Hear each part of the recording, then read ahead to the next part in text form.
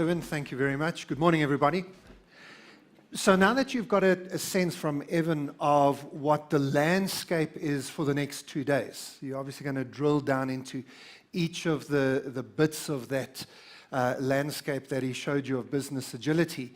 My task is to just make sure that you don't stick with incremental thinking as you get going. So I'm not here to give you another list of what might happen in the future. As you've heard, business agility doesn't set a pathway for you that says, here's the path, there's the place you've got to go to. It gives you tools to get there. One of the biggest tools you have is to not merely think of improving what you've already got, but to step back and actually reimagine what could be. And I think that if you reverse engineer your business from the future, if you put yourself 10 years, 20 years into the future and imagine what a company in your industry is going to need to look like, and then think backwards to, well, what can you do to start getting towards that now? I think that will set you up in a much better mindset than starting from the past. In other words, starting from this is what we've got at the moment. Now, how do we tweak a few things to take another step and another step? It might sound like a silly little consultant's trick to just ask you to change the frame to the future rather than the past. But I honestly believe that it'll make all the difference for you. Let me show you how to do it. And set you up so that when you're listening to all the rest of the presentations over the next 2 days, you're using this future of work mindset to help you do it properly. This is the slide that's meant to get at least half of you rolling your eyes back in the head, okay? Because every conference you've been to in the last 2 years, since in fact, was it Schwab from the World Economic Forum at Davos about 3 years ago, came up with this label, Fourth Industrial Revolution. Every conference you've ever been to has got speakers speaking on the Fourth Industrial Revolution. I did scan the program for the next 2 days, and I'm glad that it's conspicuously absent. I've been to conferences where every second workshop is a Fourth Industrial Revolution look at whatever. And although it's become a cliche very, very quickly, I do still think, though, it's worth considering what this Fourth Industrial Revolution is. I'm absolutely certain that Cyril Ramaphosa will use this phrase again in his State of the Nation. Either that or Wakanda again. Either one. It covers over a complete lack of actually knowing what you're talking about for most people. No, seriously, if you go to a conference and there's a speaker speaking on the Fourth Industrial Revolution, be a little bit cheeky. Go to them beforehand and say, I'm just wanting to check whether I should come to your session or not. You're speaking on the Fourth Industrial Revolution, right? What was the second one? If you're going to talk about the fourth, you should at least know what the first three were, right? Okay, so just to make sure you're up to speed, quick history lesson. The first industrial revolution began in 1712 when an Englishman called Thomas Newcomen invented the steam-driven pump. Okay, there are still versions of it rocking around. This is exactly what he invented. It was used in a Welsh coal mine where they got water out of the coal mine and allowed the miners to dig deeper, faster, get more coal out of the mine, get more productivity of coal per hour per person, etc. Within a couple of decades, this technology of steam-driven and then ultimately oil and petrol and internal combustion engines, but this concept of a machine driving productivity had gone through every single industry. From making of clothes to the printing of books, from hospitals to transportation. Not a single industry was left untouched. And it was all remarkable except for the smog. And when you studied all of this at school, you just called this the Industrial Revolution. You didn't know it was the first, but there it is. Okay. The second industrial revolution began in the late 1800s, and there were two drivers for it. The first driver is probably best epitomized in Henry Ford's Motor Factory. The driver was productivity improvement again. So productivity had kind of reached a peak with all the machines in place and all the technology in place. And then we realized that that was mainly because we had taken the machines and just replaced the people in the system. But we hadn't actually changed the system. And Henry Ford came along and he didn't invent any new technologies. He didn't invent the car. Some Americans think he did, but he didn't. That was a Mr. Benz who invented the car. He didn't invent any components of the car. What he did was he changed the way the car was made by creating a continuous production line with specialized labor. Each person had 30 seconds to do whatever it was they had to do. Put the front wheel on, bolt the 4 bolts, step back. Put the front wheel on, bolt the 4 bolts, step back. Put the front wheel on, bolt the 4. It was magnificent work if you could get it. By the time he perfected this in 1922, he was producing 1 car every 32 seconds out of the back of his factory. If you're watching the video, I think we might have just passed it. The last piece of the video, no, here we go, we come in. We put the chassis on it, all the rest, and the last guy on the production line is a driver who hops in the car and he's got 30 seconds to get the car out of the front of the factory, otherwise the next car smashes into the back of him. So that's pretty impressive, right, in terms of process efficiency and everything else. The second driver of the second industrial revolution was a new concept of human management. It's called scientific management. If you've ever done an MBA, you would have heard the name Frederick Taylor. Taylorism, scientific management, a number of different labels are used. But all of these said, we need to change the way we manage people. Now that we have all of this technology, we can't just keep using people the way we used to use them. We have to change that. So Ford is a good example here. One weekend he was sitting at home and he thought, people who make our cars should be able to afford to buy them. So he did the calculation to work out how much you had to earn in order to afford a car. He then realized that the people in the factory didn't earn enough to own a car. So we went in, and this is all properly researched. This is not a fictional tale. This genuinely happened. He walked into work on a Monday morning and said to the financial team, please double the wages. And they did. By the end of the week, they had doubled wages. Very smart. He allowed people to not take the doubling of the wages in cash, but to take it in a car, which they then financed over 5 years and had to pay back. So he gave them a free car, invented car financing, and the rest is history, as they say. But it was a mindset shift around management. Here's the key for you. If you're taking notes, you're going to need this sentence in about 3 minutes' time. The second industrial revolution was not about inventing new technologies.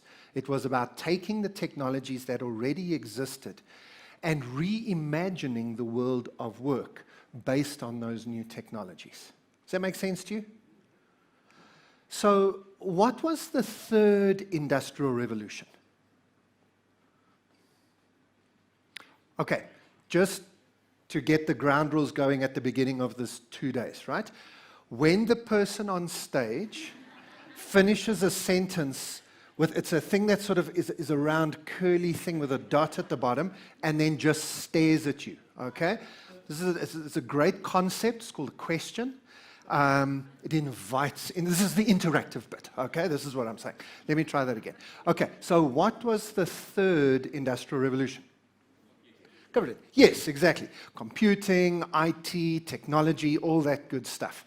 Going all the way back to the 1950s, you're starting with mainframes, then you go to desktops, then laptops, then handhelds, and soon we'll have integrated into our system computers. You go from dial-up modems all the way through to 1G, 2G, 3G, now we're getting to 5G, or Donald Trump recently said, why don't we just go to 11G?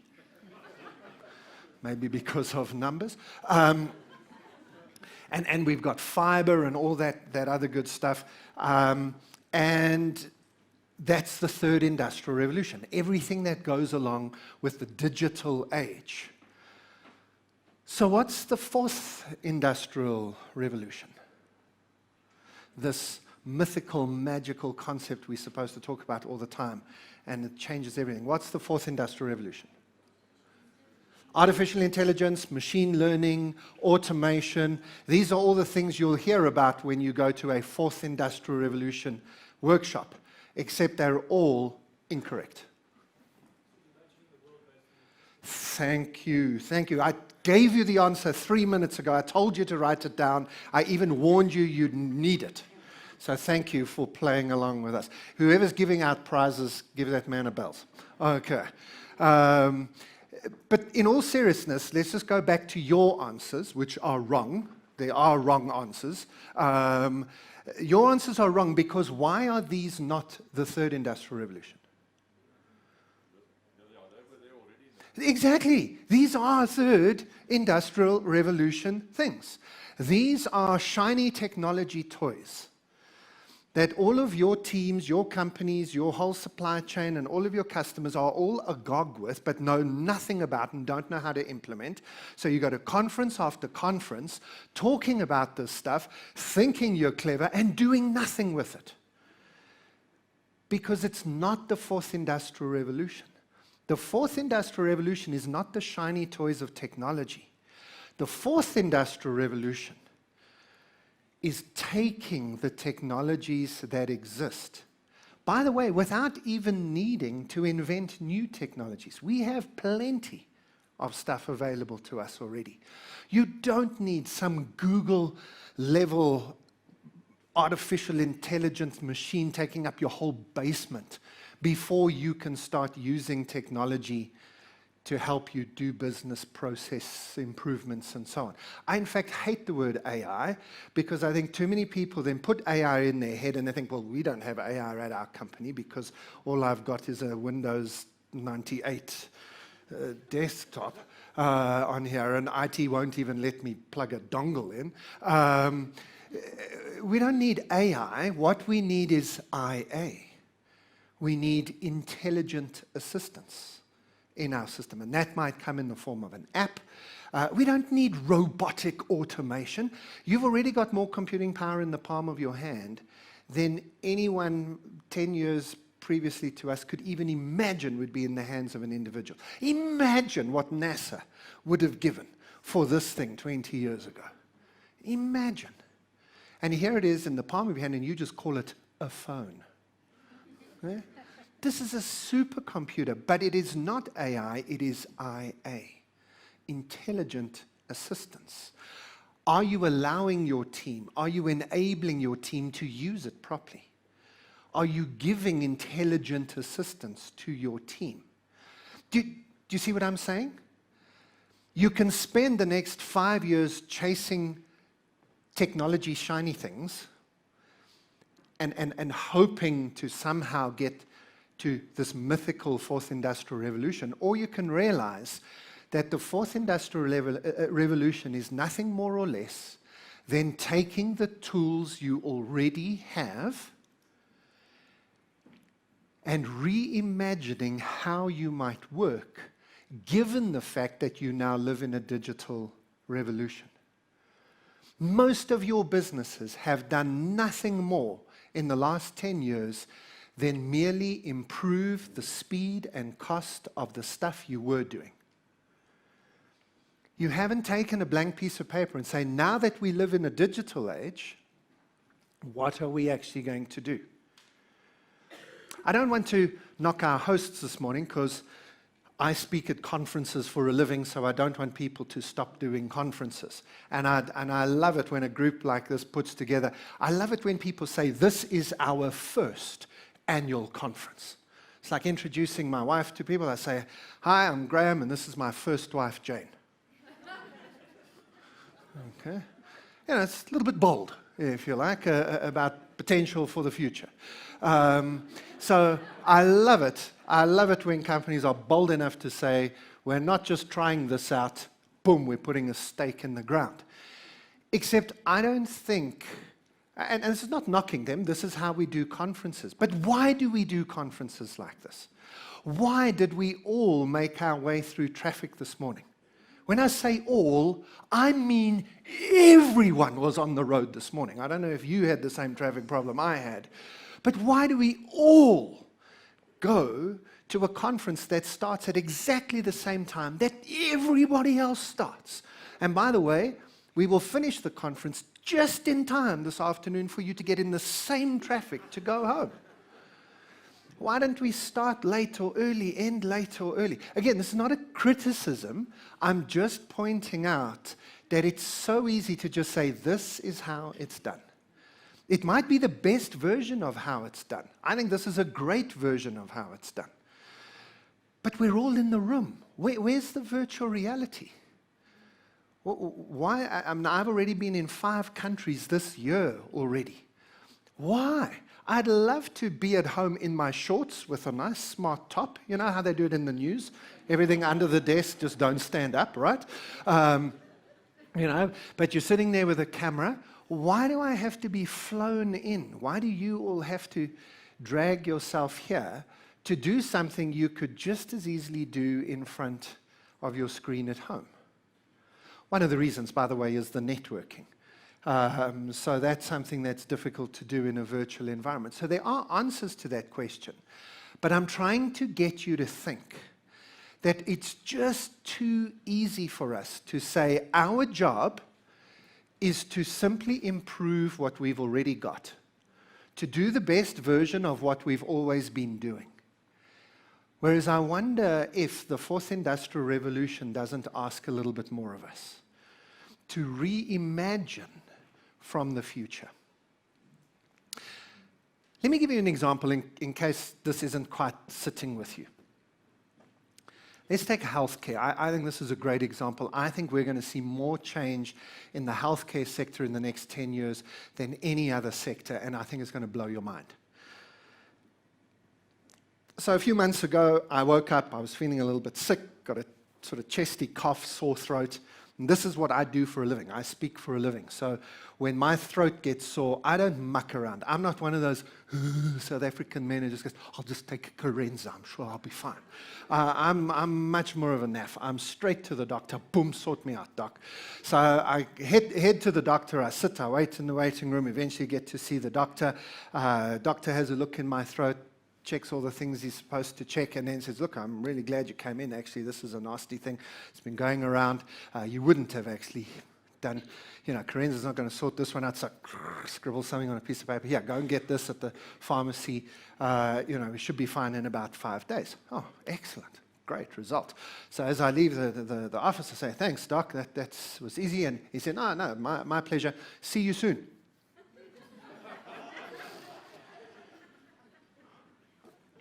I said, do you want to change what you've written on this piece of paper then? I mean, why am I going to see you soon? Surely, doctor, my best life is if I never see you again. We are not friends. I never want to see you again. No disrespect, of course, but that's the system. In fact, this is the point, right? We don't have a healthcare system. We have a sick care system. You only get in the system when you are already sick.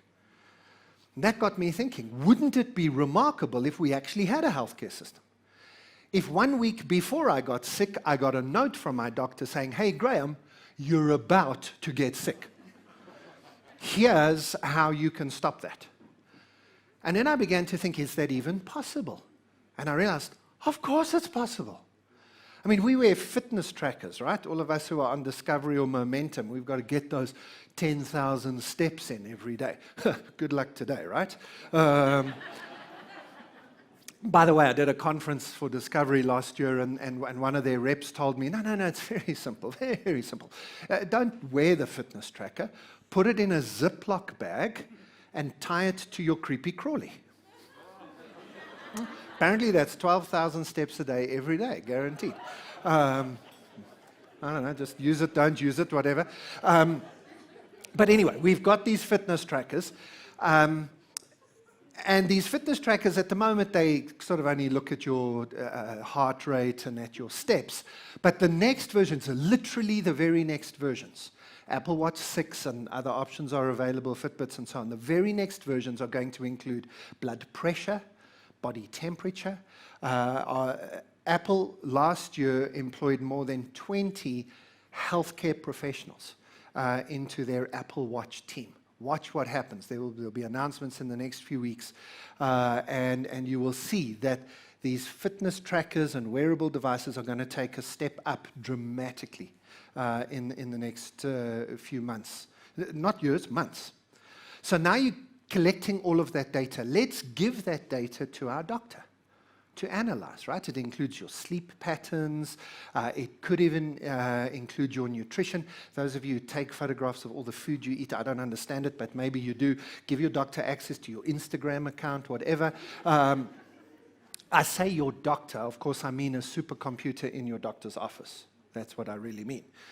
The second thing your doctor can do is to check Google every day.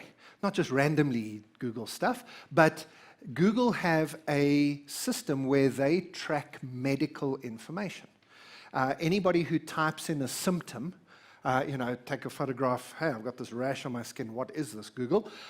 Google track that, they geolocate it, and if they start to see people doing the same type of search in the same geographic region, they map that in a medical heat map, which countries have access to, and your doctor could easily have access to as well. And Google does that all for free, by the way.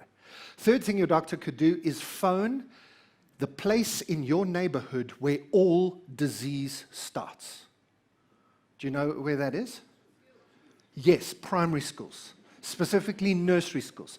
Those of you who have 4, 5, 6-year-old children will know this. Those are disgusting human beings. No, it's disgusting. They put anything into every hole, and then just green stuff comes out of all those holes again. I don't know how it's a complex adaptive system that is broken. But honestly, you will never be more sick than you are when your child first goes to school, because they bring all of that disgusting filth home. And your doctor should literally just phone the local nursery school every morning and say, what's on the menu today? And of course, the fourth thing your doctor knows is what's going around. Okay? Because your doctor knows what's going around, because it's going into his reception area, which is where you've just sat for the last hour and shared it with everybody else. Now, I think you can see where I'm going with this. If your doctor had all of that information, again, not your doctor, a supercomputer in your doctor's office had all of that information, then maybe also had access to your diary and your movements. Your doctor could contact you and say, Graeme, I see you take a run every afternoon and you run past that primary school. Please don't. Okay, change your route. Secondly, I see you plan to go to those friends on Wednesday night. The Poppy Act doesn't allow me to give you more information, but cancel. Don't go, not this week. And thirdly, you're not drinking enough water, you don't have enough vitamin D, do this, do that, and next week you won't be sick. Now, of course, you immediately are thinking, why would my doctor do that? Because my doctor's not going to get any money. You're absolutely right. So we have to change the whole system. Wouldn't it be remarkable if we paid our doctors every month we were healthy? That's a healthcare system. Get to the end of January, look back, hey, doc, 31 days illness-free, here's some money. Imagine the shift in customer service from your doctor if your doctor only got paid if you were well. No, really, imagine the change in the system. It would be remarkable. That is the invitation to reimagine a business. Here's some words you might want to use. We want to be proactive. We want to be predictive. We want to be preventative. We want to personalize. And we want to make sure that everybody participates so that we've got this benefit of the crowd in the system. Now, if business agility is about putting your customer at the center and building a business that is able to respond in an agile way to what is happening in the industry, in the world, and in your customer's business, then those are not bad words to have in the back of your mind. To say, how do we become more proactive with our customers? How do we build a system inside our business that is not just, as Evan said earlier, is not just trying to flog what we're trying to sell to our customers, but is looking at the world from our customers' perspective. And I don't know, maybe your customers will have one or two other words in here that will help them. But this is the mindset. This is the mindset that we need. And we need to make sure that we are not merely attempting to do what we've always done, cheaper, better, faster. That's not business agility. If you get to the end of this year and you've implemented everything you heard at this conference, and all you've done is you've made your business slightly cheaper, better, or faster, you will not have understood the message of this conference. This conference is about reimagination. About jumping into the future and seeing what's going to happen and all that's going to change, and being prepared to completely reimagine every function and every part and every process of your business. Like Evan said, there isn't a roadmap. It's not that we can now tell you, here are 7 things you do and it's all done.